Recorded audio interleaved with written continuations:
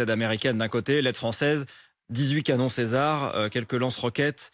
Il pourrait y avoir de nouvelles annonces aujourd'hui. Il y a une forme de prudence côté français à ne pas fournir trop d'armes, à rester en deçà. Alors, je crois qu'il y a surtout certaines incapacités. Alors, je pense que nous, l'aide française à l'Ukraine, c'est 2% du total. Voilà, tout compris.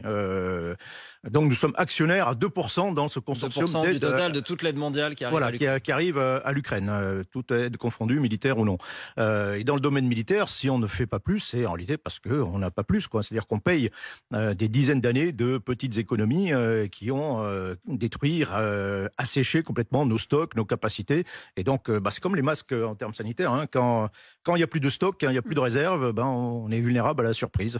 Marguerite Faute de Dumont. l'avoir Là, vous parlez de la France, mais est-ce qu'il y a un pays européen qui fait mieux que la France?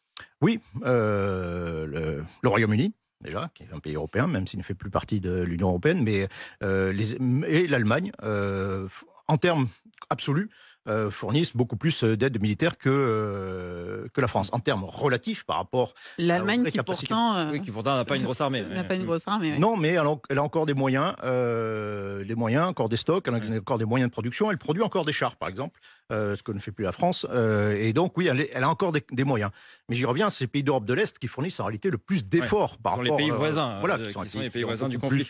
beaucoup plus Est-ce que forts, ça hein, veut qui dire, sont plus, Michel Goya, est-ce que ça veut dire que ce poids dans l'aide militaire donne finalement aux États-Unis la main sur le conflit? Le jour où les États-Unis coupent le robinet et décident qu'il faut négocier, c'est à Washington que se décidera la fin de la guerre? Je ne sais pas si c'est à Washington, mais en tout cas, les États-Unis pèsent évidemment beaucoup plus dans cette guerre. Je reviens à ce que je disais tout à l'heure. Hein, quand vous êtes actionnaire à 2% d'une société, comme la France, dans cette aide à l'Ukraine, vous ne pesez pas beaucoup dans les décisions. Quand vous représentez 50%, vous êtes actionnaire à 50%, oui, effectivement, là, on vous écoute.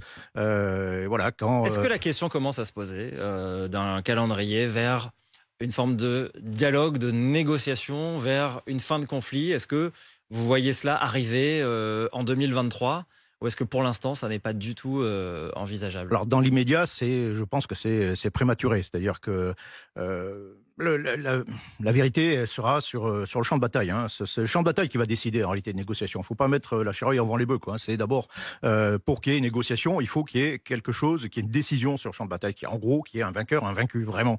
Alors que là, nous sommes dans une situation où les positions des uns et des autres sont totalement incompatibles, où sur le terrain, on a quelque chose qui est relativement équilibré.